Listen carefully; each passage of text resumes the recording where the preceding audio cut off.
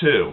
So Deadpool 2 is the sequel to the highly successful and highly hilarious Deadpool movie from about 2 years ago, and stars Ryan Reynolds once again as the leading character of Wade Wilson, aka Deadpool. Now, this movie does have some pressure going in on it because it is a sequel, and being a sequel, there's a lot of work in trying to live up to the hype of the last movie and be just as good, if not better. Does this movie pull it off? Yeah. Yes, it does. Okay, the basic plot of the movie is this. Deadpool exists. It's a continuation of the first movie. There is this time-traveling mutant named Cable, played by Josh Brolin, who's coming to kill this kid who he's got a beef with for some reason. Deadpool doesn't want that to happen, so he gathers his friends, and he wants to form a super-duper team called X-Force. And action happens, shenanigans happens, drama happens, violence, blood, guts. That's basically the plot of the movie. That's as brief and vague as I can sum it up because the movie just came out, so I don't want to spoil it for anyone. But that's what it was. Now, going into this movie, pretty much all of the main cast from the last movie, with the exception of the bad guys, has returned. Ryan Reynolds, of course. You have Morena Baccarin as Vanessa, T.J. Miller as Weasel, Leslie Uggams as Blind Owl, so on and so forth. And you have new characters. You have Cable, of course, played by Josh Brolin, like I said.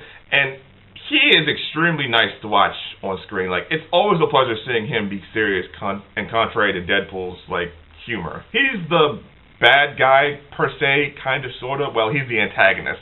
Well, he's a antagonist, rather. You have the kid who's named Russell, or Firefist as he likes to call himself, and he's the one who needs protecting. You have some of the X-Men. You have Colossus, who's back. You have Negasonic Teenage Warhead, who surprisingly isn't in this movie that much, which is a bit of a disappointment. And you have some other characters. There's one big surprise character in this movie, and without spoiling it, I'll just say it's a joy to see this particular character on screen. I wasn't expecting it at all, and thankfully all the trailers did a fantastic job of hiding this person. But when you see them, you'll be extremely surprised. I know I was, and they actually don't get shafted as far as screen time goes. So look out for that. You'll know them when you see them. And like the first movie, there's a lot of humor. It wouldn't be a Deadpool movie without him breaking the fourth wall, which is his main shtick. So he's going to reference a lot of other movies, television shows, music, so on and so forth, because he's the only one who realizes he's in a movie, and he acts as much towards it. The humor is pretty much more or less the same from the last film, but there's also some really serious and heartfelt moments, again, like the last film. And the film does know when it needs to be serious, and knows when it needs to be funny, and knows when it needs to be dramatic, and it definitely does that. Oh yeah, I just realized I forgot to mention the rest of X-Force. Yeah. If you've seen the trailer, you know he kind of tries to form X-Force. And you have Terry Crews as Bedlam, I think, Shatterstar, Domino, who actually does a hell of a job in this movie. But yeah, the whole theme of the movie is pretty much what you'd expect from a Deadpool 2 sequel, or a Deadpool sequel. And it delivers. If there's anything really negative I could say about this movie, it's the fact that a handful of jokes seem to drag on a bit too long. Not a lot of them. I mean, the vast majority of jokes in this film land perfectly and are actually laugh-out-loud funny, but just a couple of them go on a bit longer than they need to be going on.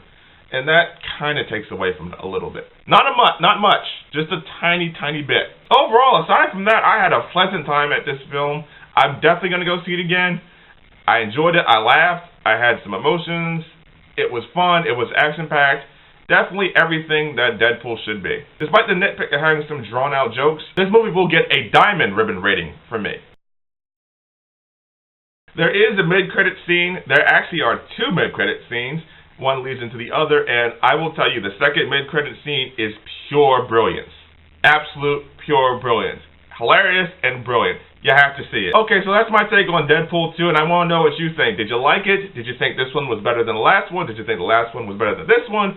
Who's your favorite character? Whatever you think, leave me a comment below and tell me how you feel. Also, don't forget to check out my Twitter at AsteroidMike. Don't forget to check out my blog. Please don't forget to subscribe to this channel. Don't forget to share this. If you want other people to see it, click on the link below. And as always, I will see you around. So until then, this is me saying, peace out.